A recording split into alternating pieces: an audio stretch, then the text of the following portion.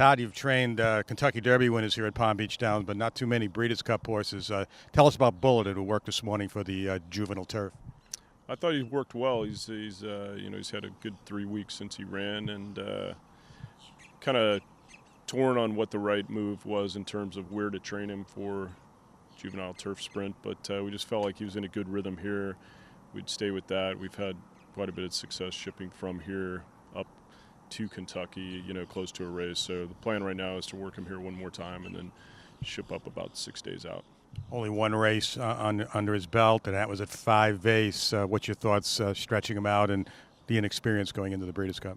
Well, my biggest concern is the inexperience. It wasn't by design. We came south for hopefully the idea of running in a maiden race, which once that didn't fill and got carried over about 3 weeks, we ended up running in a stake first time out, and he handled it really, really well and was very impressive doing it. But I'm not concerned about the little bit of a stretch out, but I am concerned about the inexperience.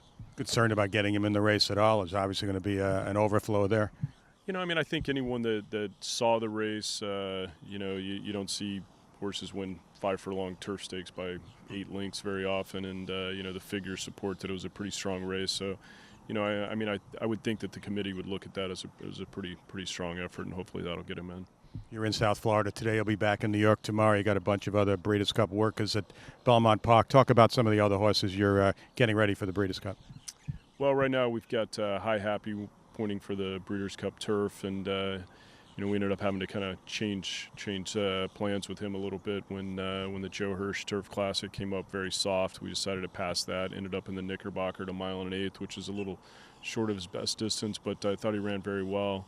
Look forward to getting him back at 1.5 miles. We picked up a South American filly named Smart Choice, who won a win in your in race in Peru. So pointing her for that. She seems to be heading in the right direction, kind of, like most South American horses, takes a little while to acclimate. Hopefully we have enough time, to get her prepared properly for that.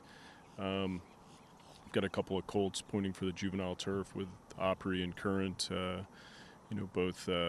Both have run races well enough to suggest they fit if they continue to improve, and then so we'll see how things shape up. Okay, thanks very much. Good luck.